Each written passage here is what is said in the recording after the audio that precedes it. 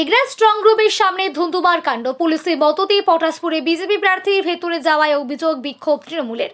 পূর্ব মেদিনীপুর জেলার এগরার ঝাটুলার হাই স্কুলের স্ট্রং রুমের সামনে সকাল 11টা নাগাদ ধুন্ধুমার কাণ্ড। পুলিশের মদতে অভিযোগে তৃণমূল কংগ্রেসের বিক্ষোভ জানিয়ে রীতিমতো এলাকায় ব্যাপক উত্তেজনা ছড়িয়েছে।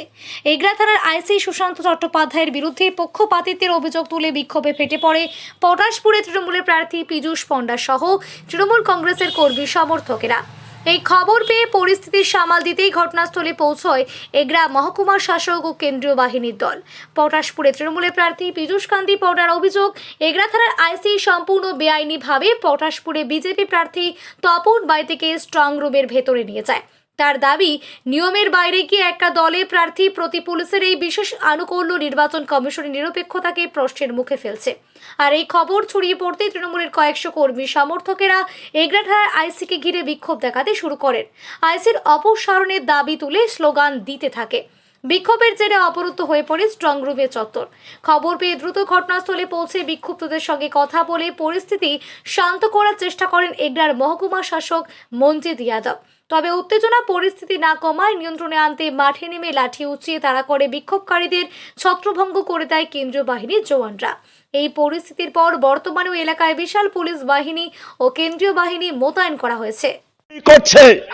এই দালাল আইসি আর ওর পারমিশন বিনা বিজেপির ক্যান্ডিডেটকে নিয়ে স্ট্রং রুমে নিয়ে যাওয়ার চেষ্টা করছিল।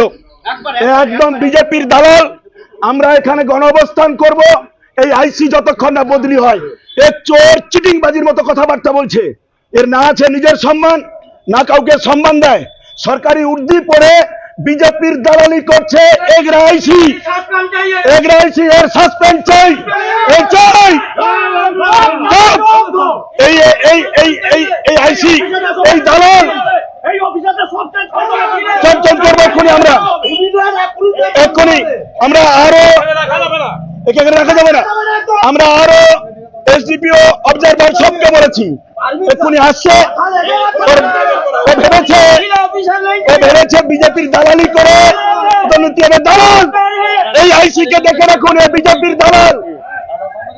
এই আইসি কে দেখে রাখুন, এই বিজেপির দালাল। মানতে পারবো না, এখানে গেটে বসে পড়ো।